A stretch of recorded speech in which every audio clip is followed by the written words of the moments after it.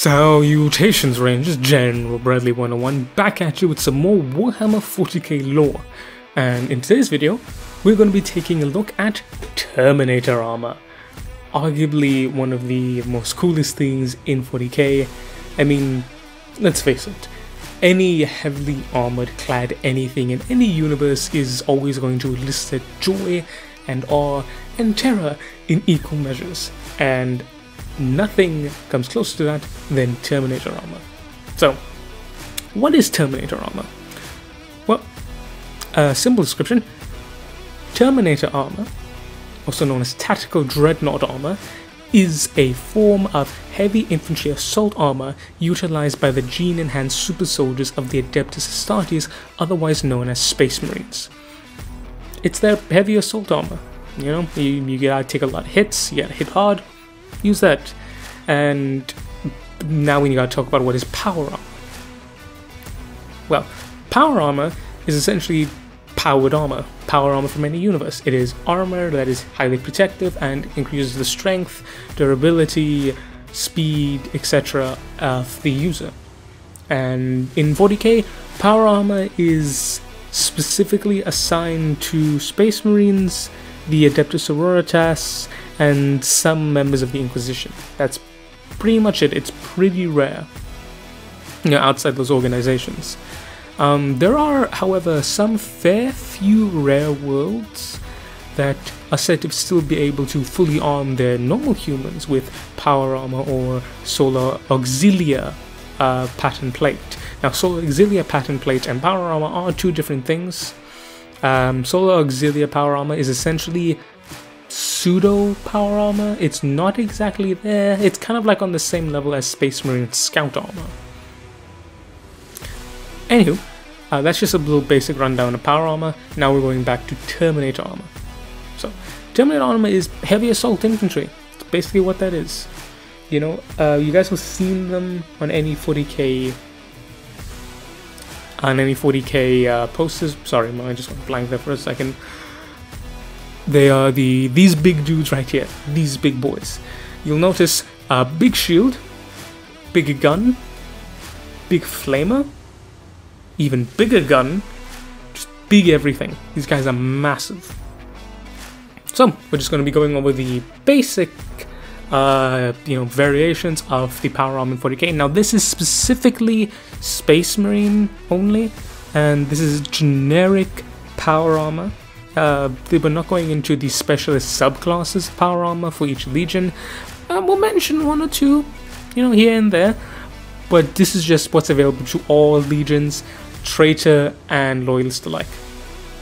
So, first off, we're going to start off with the OG, known as the Mark 1 Exo Armor, or Saturn 9 Mark 1 pattern power armor.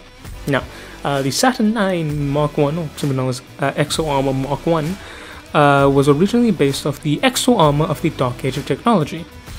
So basically, that armor was used by engineers to work in plasma conductors and, you know, fusion reactors, dark matter powered, etc., so on and so forth. Basically, big engines that were very dangerous to us normal squishy flesh and blood Umis. So, it provided immense pressure against space, like I said, black holes. Like, it was designed to keep you safe as you worked on this equipment. And at the end of the Dark Age of Technology, you know, the Mechanicus and humanity and the newly birthed Imperium saw this and were like, hey, it can protect you against space. What about guns, though? And the Tech Priest took it and ran with it all the way to the bank. And then we have the first one of Saturn 9 Mark 1 power armor. The biggest problem with the Mark 1 series and the Saturn 9 series as a whole is that it is hilariously slow and lacking in maneuverability, yet it is arguably the most durable. And we see that, you know, the Saturn 9 was far more bigger than the later patterns of power armor, and it did offer more protection, but then again, it basically made you a tank, you know, which is good and bad.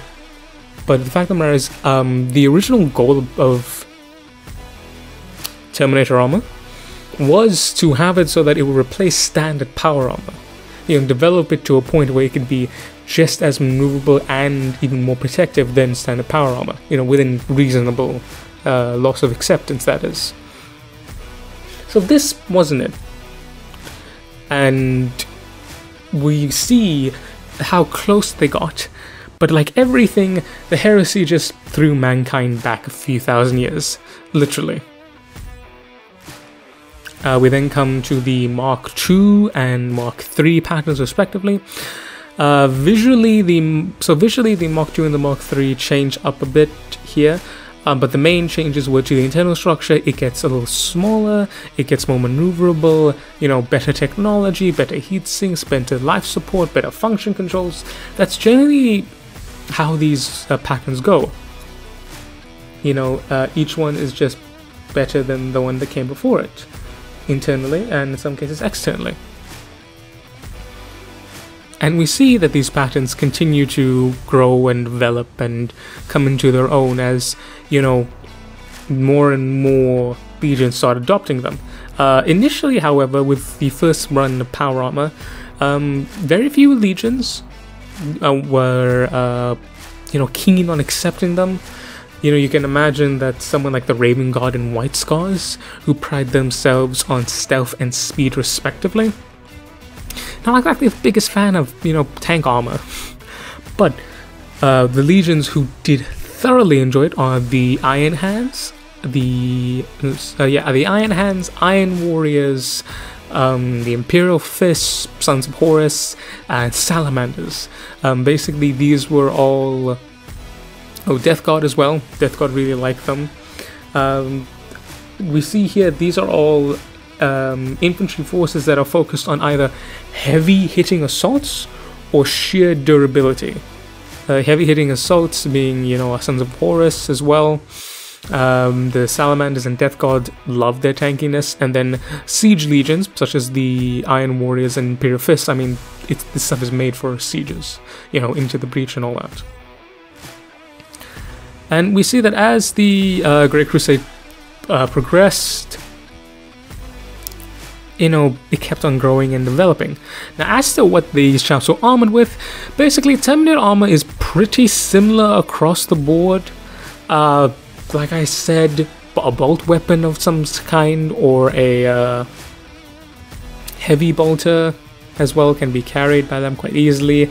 A Reaper autocannon, flamer, various power weapons, various shields, just like anything really.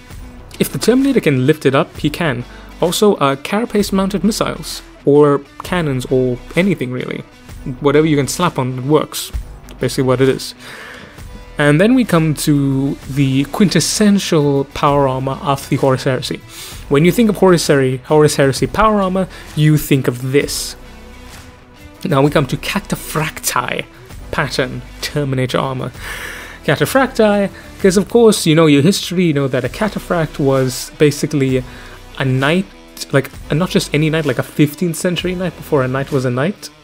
Heavily armored rider and horse, and this resembles that, as it is a heavily armored suits. It is, at the time that it was deployed, it was the most heavily armored suit, and it was, this particular pattern was actually, you know, driven by Horus and the Lunar Wolves. Like I said, Horus was a big pretender. The Lunar Wolves loved their Terminator armor. And the biggest thing you know about this guy is the massive fucking pauldrons.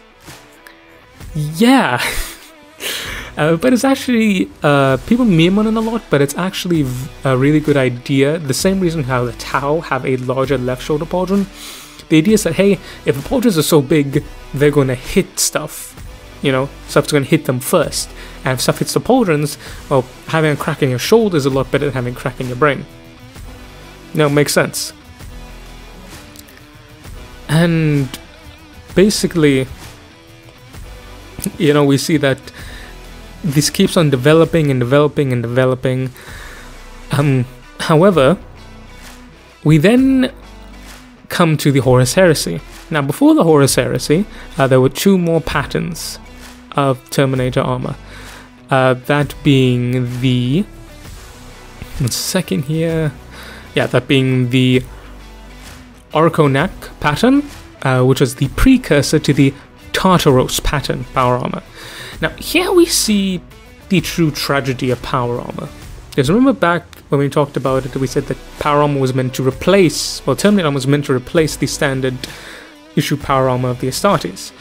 And here we see with the Arconac and Tartarus power armor, they're getting really close to that goal. The Arconac is a very rare pattern of power armor. Even during the Heresy, it was very rare. It was, like I said, it's a prototype, a precursor to the Tartarus. And here we see that it starts to change. There's a much more visible change here. But the main thing is, it provided much more wearability than the standard Indomitus pattern. The Indomitus being the standard pattern of Terminator armor used today in current 40k. However, it had much more greater mobility, yet it lacked no protection whatsoever.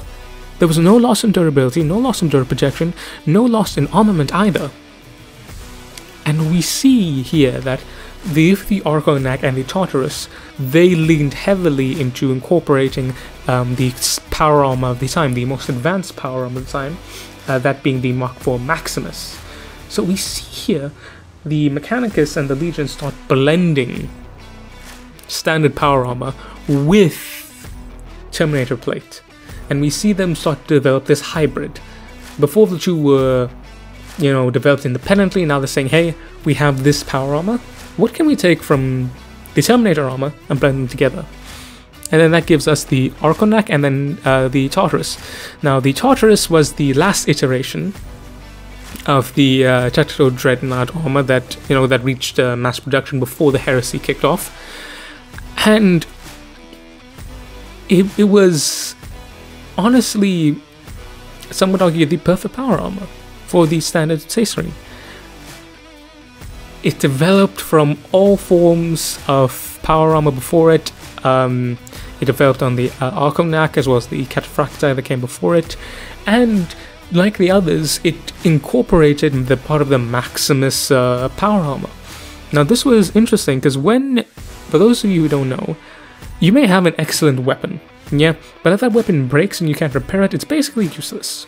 So combining Terminator plate with standard power armor, or drawing inspiration elements from it, that means that, for example, on the Tartarus, if the gauntlet breaks for whatever reason, you can just slack on a Maximus gauntlet with a little bit of welding here and there, wiring, and good to go, sorted. And we see here that we can see the standard bits of the Indomitus here as well, but we can also see the standard power armor much more than we can the Indominus. It looks much more advanced when you think about it. The problem is, by the timing of Prospero, you only had a few hundred suits here and there to some of the legions, and the problem was when the Horus Heresy happened, supply lines shattered. You couldn't get supply anymore, and sadly these two patterns, the Arconac and the Tartarus, are basically non-existent at this point. Like, it's possible that some of the original founding chapters have like one or two of them lying around, but yeah, you're not gonna see this on wide use. And with the Mechanicum being what it is, innovation is heresy, blah blah blah blah blah, they don't like making new shit. Yeah, so unless Gilliman does some big decree with Call, which is possible. Call did invent the Primaris armor, which is heresy to the Mechanicum, but who knows? There's a lot of homebrew stuff there, so take a crack at it. So we're going to talk about Indomitus pattern. So Indomitus is the standard armor, is the most ubiquitous, it is the most wide used, you see it slapped everywhere. You think of modern Terminator armor, you think of this.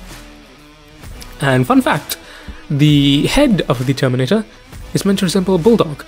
Look at that. Isn't he a cute little murder death machine armor?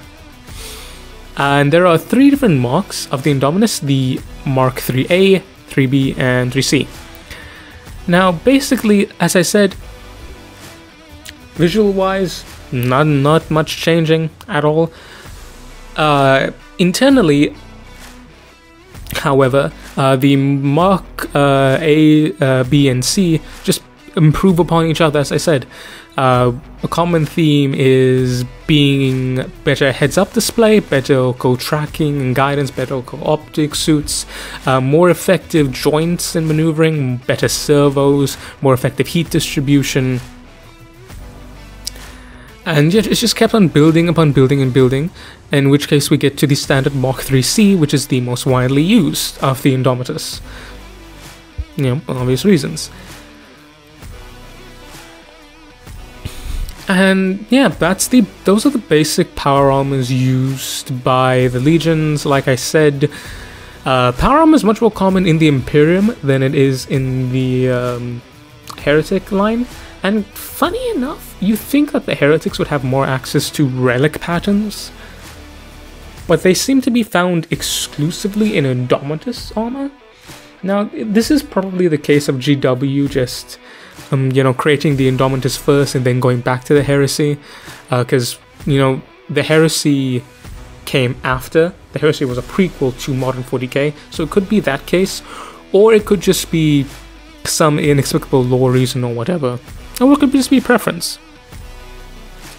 Now, we're almost done with the power armor. We're just going to touch up on the Grey Knights, who have their own pattern known as Aegis power armor.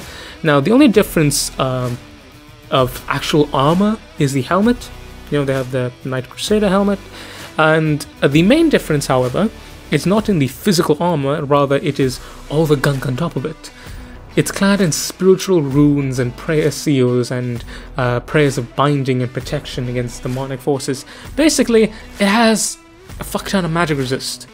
It's basically the only difference. Like everything with the Grey Knights, much more magic. And then we come to the best power armor. Why do I say the best? Because it's used by the best, the Adeptus Custodes. So there are 2 types of power armor: the Equivalent power armor and the Alaris power armor. So the Equivalent is basically the Custodes version of Cataphracta armor. Looks very same, looks badass as all hell. And then we have the Alaris, which is the Indomitus version, the Insector, so on and so forth.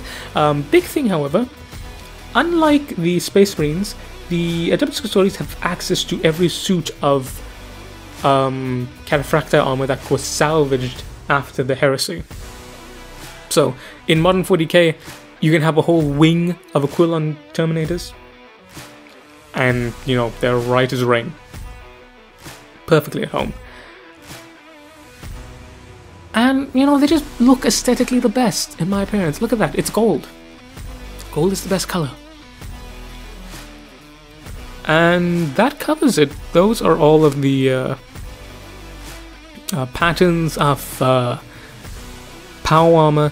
One more thing to touch up, though, is that while all other forms of power armor share the relatively same weaponry, the Custodians share basically the same weaponry, except just better versions.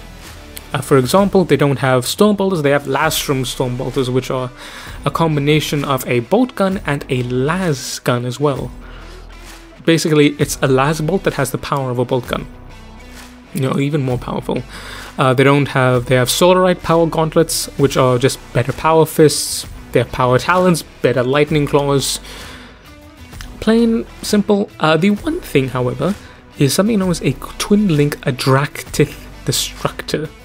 Now, Adractic weapons are essentially a form of...